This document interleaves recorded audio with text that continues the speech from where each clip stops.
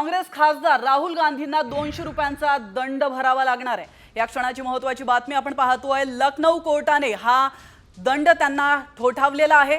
कोर्टात सातत्याने गैरहजर राहिल्याने त्यांच्यावर ही कारवाई करण्यात आली आहे। प्रक्षोभक भाषण केल्याचं हे प्रकरण आहे आणि या प्रकरणी काँग्रेस खासदार राहुल गांधींना 200 रुपयांचा दंड ठोठावण्यात आला। तर याविषयी अधिक माहिती देण्यासाठी आपले प्रतिनिधी सीमा दाते फोन लाईन वरून आपल्यासोबत जोडले गेलेले आहेत। सीमा, काँग्रेस खासदार राहुल गांधींना 200 रुपयांचा दंड ठोठावण्यात आलाय, नेमकं काय घडलंय?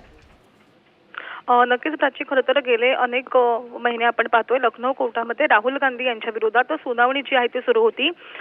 वीर सावरकर यांच्याबद्दल आक्षेपार्ह वक्तव्य राहुल गांधींनी केलं होतं आणि त्या प्रकरणी ही सुनावणी होती। मात्र या सुनावणीला गेले अनेक महिने राहुल गांधी जे आहेत ते गैरहजर राहिले होते आणि यामुळे लखनौ कोर्टाकडून हा 200 रुपयाचा दंड जो आहे तो ठोठावला गेला आहे। मात्र त्याचबरोबर 14 एप्रिलला देखील पुन्हा एकदा सुनावणी आहे आणि या सुनावणीला जर राहुल गांधी पुन्हा एकदा गैरहजर राहिले तर मात्र कोर्टाकडून कारवाई जी आहे ती कठोर कारवाई करण्यात येईल। प्राची, नक्कीच धन्यवाद सीमा, तुम्ही दिलेल्या महत्त्वपूर्ण माहितीबद्दल। या क्षणाची अतिशय महत्त्वाची बातमी आपण पाहतोय।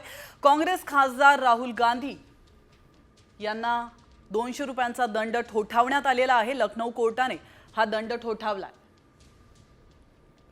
तर या क्षणाची अतिशय महत्त्वाची बातमी आपण पाहतोय। कोर्टामध्ये सातत्याने गैरहजर राहिल्याने त्यांच्यावर ही कारवाई करण्यात आली आहे।